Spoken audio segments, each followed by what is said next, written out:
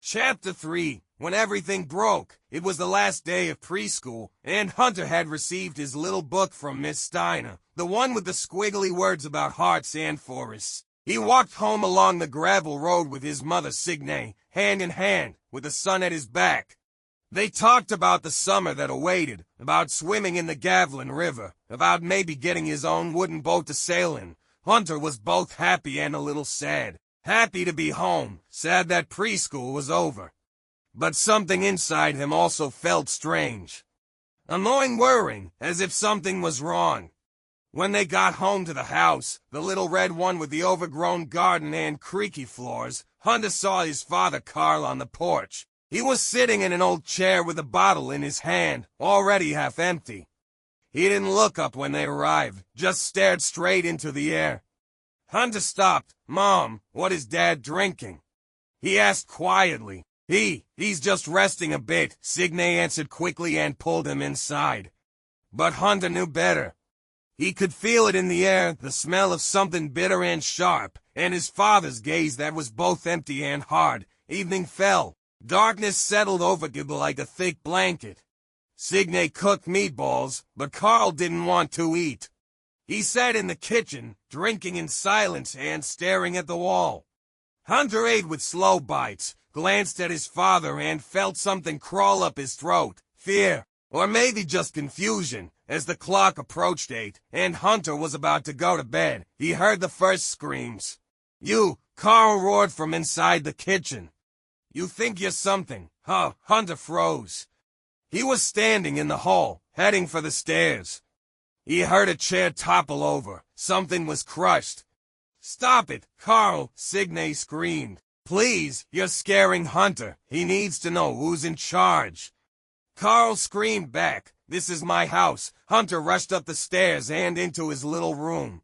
He threw himself on the bed, pulled the pillow over his head, and held his ears. The screams came through anyway. Crying, throbs, curses, a crash. Mom's voice that went from strong to weak. His little heart was pounding as if it wanted to escape his body. He wished so badly for it to stop. He lay there in the darkness and whispered, "Please, please, please, please stop." But it didn't. Not that night. Not the next one. Not the one after that either. For almost 3 weeks it continued. Every night, Hunter began to anticipate it. He heard the cork being unscrewed from the bottle. He heard the glass being filled. He saw his father's eyes grow heavier, his movements slower, and his voice, it started low, mumbling, but rose to a screaming roar. Once he saw his father push Signe over so that she hit her head on the kitchen table. She remained on the floor for a few seconds. Hunter stood in the doorway, frozen in shock, with a wooden toy in his hand. Carl turned to him. "What are you staring at?" "Into the room with you, you kid." Hunter ran and cried. He cried all night. Another time he lay hidden under the stairs and heard his father throwing plates against the wall, his mother crying and begging him to stop. "You've ruined my life," Carl screamed. "I would have become something, but you kept me here." "You were already drinking before," Signe whispered. "Oscar died, and you followed him into the bottle." Oscar, Uncle Oscar, the man Hunter was named after. He remembered the old black and white photos, the uniform, the smile. Died in a war Hunter couldn't even understand. But apparently the war inside Dad had never stopped. One evening, when Hunter was sitting on the bed with the blanket up to his chin, Signe came in. She had bruises on her arm and was wiping tears from her cheek. "We're leaving here," she whispered. Hunter looked at her, confused. "Tomorrow," she said, "you and I, we're going to Hagan's. We're going to start over." He said nothing, just nodded, and the next morning they packed. A bag of clothes, a photo album, a teddy bear. Carl lay in bed, exhausted after another night of drinking. Signe stood in the doorway for a long moment. Hunter stood behind her, with his small bag and big, scared eyes. "I loved you once," she said softly. "But this isn't love anymore." Then she closed the door. The train to Hagan's was silent. Hunter sat by the window and watched the landscape rush past. He held his teddy bear tightly. Signe sat next to him, but didn't say much. She looked out, with the same empty gaze that Carl had had, although hers was filled with sadness, not anger. When they arrived at the little house in Hagans, a white one with a blue door, it smelled of the sea. Hunter went in, saw the new room, new furniture. Everything was foreign, safe, but empty. The days passed slowly. Hunter began to get used to it. The school was new. The teachers were kind. The children sometimes played with him, sometimes not. But something in him had changed. He laughed less. He spoke more quietly. And if someone raised his voice, he flinched. One day a boy asked, "Why do you always back away when someone jokes?" Hunter didn't answer. He just shrugged.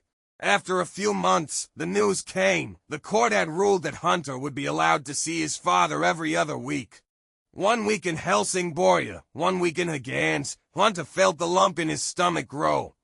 "I don't want to live with him," he whispered to his mother. "I know, honey," she said, "but the law says you have to." The first time he went to Helsingborg, it felt like traveling back in time. His father lived in a small apartment with smoky windows and bottles in the corners. But he was different now, tired, quieter. "I'm going to get better," he said one evening.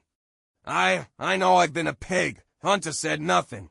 "You know, you look like your uncle, Oscar, strong, quiet, but you have your mother's eyes." "That's good. She's the only angel I've ever met." Hunter looked at him, wanted to believe him, wanted to believe that things could get better. But inside there was still that 5-year-old child, the one who lay with the pillow over his ears and asked the world to stop screaming. And even though Carl didn't hit anymore, even though the bottles sometimes remained untouched, Hunter knew that there was still a war inside his father.